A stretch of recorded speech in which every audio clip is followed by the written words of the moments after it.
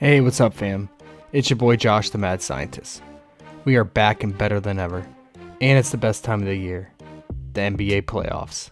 I'm really excited for this year because I think these playoffs will be super competitive and should have a lot of close series unlike the previous years. So I think whoever wins this year will be well deserving of the chip.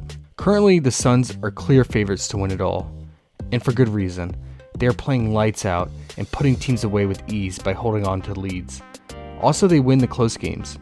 All of this is the formula for being a great team that can win it all. Interestingly, the 7th seed Nets have the 3rd best odds to bring home the trophy, even though they struggled at the end of the season. But having sharp shooters like KD and Kyrie will always increase your odds. But who do you guys think will win it all? Let us know in the comment section below, and we will tally it and find the consensus winner. Today we will start with the 4 playing games. Some of these are win or go home elimination games, so we should expect huge minutes for starters with a very small 7 to 8 man rotation, and the starters playing majority of the 48 minutes. I did notice that the original prop lines have been getting juiced a lot since dropping, so you might want to jump on a prop early if you feel good about it. So, for the first playoff breakdown, let's get hunting. The Cavs at Nets has a 9-point spread and a 229 implied total. This game has the highest spread on the slate, and this is prime time for KD and Kyrie. They live for these moments and thrive in clutch times with all those years of playoff experience. KD will take over crucial games like I watched him do time and again with the Warriors in the playoffs and finals. So I like his fantasy points, even though it's juiced to 54, but I will admit it's hard determining who takes over the Nets' reigns between him and Kyrie. Another outcome that could happen is that all the Nets' secondary options are productive and hitting their shots, like Seth Curry, Bruce Brown, and Drummond, which would dilute Kyrie and KD's scoring. With that said, I am very interested in KD's assist prop because he has been dishing out dimes this season. And a lot of this is due to opposing defenses either having a help defender shadow him, or sending a full double team, or completely selling out on their defensive game plan to get him out of his shooting rhythm. KD recently talked about this in his passing. Quote, "I feel like I've been playing amongst those 3 defensive schemes throughout the whole season. Each coach is going to throw something different at me each game. Sometimes I come down court and I see the whole team just staring in my eyes. That's a tough position to be in. I've got to make the right read." End quote. KD also said that he still doesn't get enough respect for his passing abilities because people aren't paying attention to his entire game. So if the Cavs try to shut down KD with these defensive schemes, then he should go into assist mode and facilitate the offense with his passing. And this will also provide more open shots for others. It is important to note that this increase in passing from KD has led to more turnovers for him. So that's something to consider when targeting his fantasy point prop. It's hard deciding on Kyrie's props in my opinion because all of those scenarios that I just discussed.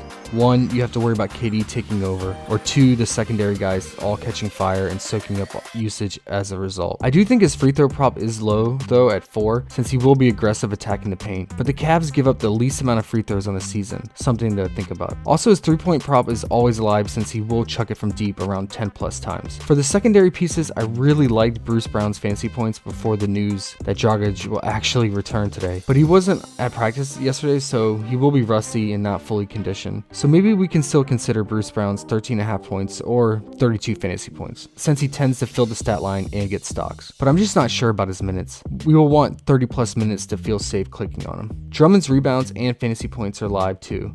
I think he could play more than his usual 20 to 25 minutes today. Although, Steve Nash did mention that he likes to use Claxton against athletic quick guards like Garland, so that could eat into Drummond's full run. So this makes Drummond more of a secondary play for me. And Seth Curry's 11.5 points is in play since he can get hot from 3, but he will have to be very efficient because KD and Kyrie will dominate all the usage today. On the Cavs side, Jaren Allen will not make his return for this one, so Mobley will get full control of the paint and steer the ship for the front court. However, he is a rookie going into a hostile playoff environment for the first time, so it might be risky to place a lot of trust in him today. But I might consider his point prop and pair it with Garland's assist prop, which is dropped all the way down to 8.5. The Nets defense has been struggling towards the end of the season, especially in their last 5 games, so we do want access to the Cavs offense. So I also like Garland's 42 fantasy points, since he will have to carry the team and do majority of the work. He should push 45 plus minutes today. I'm not sure if I'll get to any other Cavs second options like LeVert or Markkanen, since there is so much star power in this slate. In the playoffs, I wanted to target the studs. It's that time of the year where the stars shine.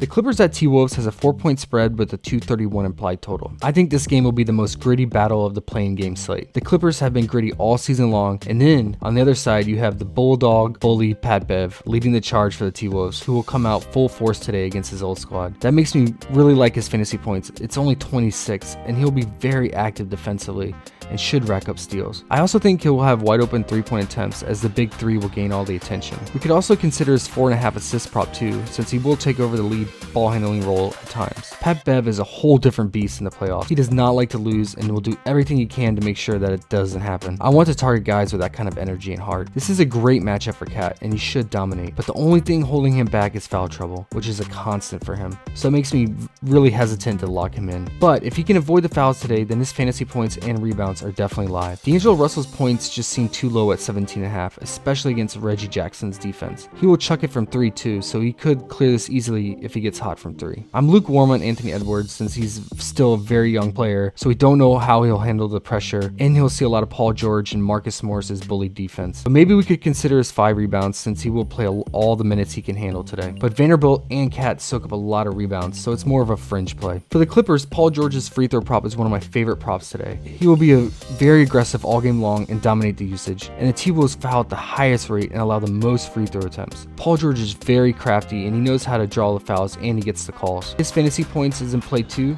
since he will rack up steals and blocks as well. It is juice though, but I think he'll carry the team on his back in this very fast-paced matchup. I also like Reggie Jackson's assist prop, since he should look to get Paul George the ball a lot, and he'll look to find open 3-point shooters like Morris and Batum. Speaking of Morris, I do like his fantasy points, which just seems very low for his role. He will be the bully like Pat Bev, and he could get more run and shots up with Kennard being injured. Zubac's rebounds and fantasy points are in play too, but I always worry about his minutes since Ty Lue will bench him if he's not playing well, and you have guys like Hartenstein and Rocco waiting in the wing.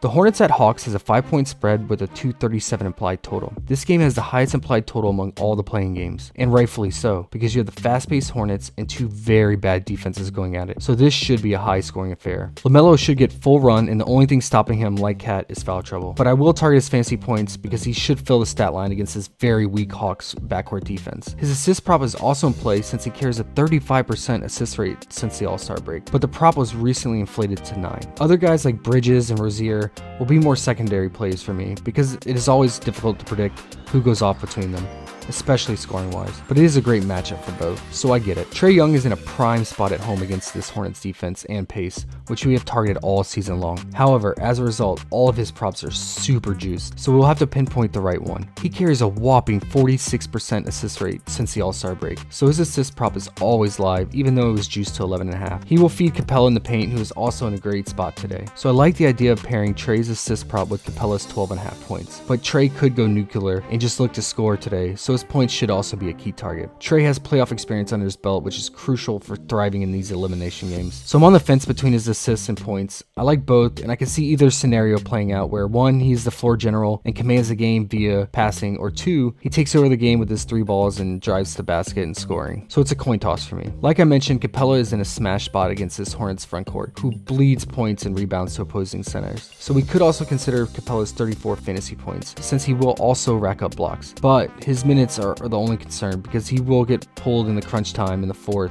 if it's close due to his poor free throw shooting, so he might not close. Thus, he will have to get it done early. And this is why we always target his first half props throughout the season, so maybe that's something to consider again today. The Spurs at Pelicans has a 6-point spread with a 229 implied total. Only 2 players in NBA history have averaged 20 points, 8 rebounds, 8 assists, and 2 steals per game in a season, and that's MJ and DeJounte. This is why I love watching DeJounte play. He has been one of my favorite players to target this year. He reminds me of vintage 2016 Westbrook, just filling the stat line each game. But unfortunately, DeJounte has been dealing with an illness that has caused him to miss the last 5 games and to lose around 8 pounds. So I do worry about his stamina and overall health. But I like his 9 assists prop, because if he is not fully healthy and fatigued, then maybe he'll look to pass more and attack the basket less. His pick and roll action with Pirtle was money all season long, so you could pair this with Pirtle's 12.5 points, which I think is too low. I also want to see what DeJounte's fantasy points open at. Currently it's not on the board, but his steal upside would make this live if it's less than 47. On the Pelicans side, we have two ball hogs in McCollum and Ingram, so it's hard choosing who dominates scoring today. They also switch off ball handling and passing duties, so targeting their assist props is risky too. But McCollum's assist prop is very low at 5, so it's tempting. But I also like his 25.5 points in this fast-paced matchup. We currently don't have any Ingram props on the board, so we'll have to wait and see, but I imagine his points and assists will be very similar to McCollum's. His free throw prop is always live with how well he draws fouls through his mid-game. J-Val is in a great spot too, and we can target his fantasy points if it's around 42. So let's recap our favorite targets. First, Paul George, 5 free throws made. Second, Kevin Durant's 7.5 assists or 54 fantasy points. Third, Trae Young, 11.5 assists or 30.5 points. Fourth, LaMelo Ball, 43 fantasy points or 9 assists. And lastly, Patrick Beverley's 26 fantasy points or 4.5 assists. These playing games have a lot of potential because it's one and done, and you can't look to bounce back next game like you can in a 7-game series. So teams will be going all in and not holding back, so it means big minutes in production for key players. Don't forget it's Taco Tuesday, so keep an eye out for those discounts and be sure to vote on them too. And let us know which game you think is the game in the comment section below, because most of these games should be high scoring with close spreads. And also let us know your favorite player on the slate. Which star will shine the most? Please hit that like button. Let's keep these good vibes going for the playoffs. I can't wait. As always, best of luck everyone. I hope you crush it. Take care.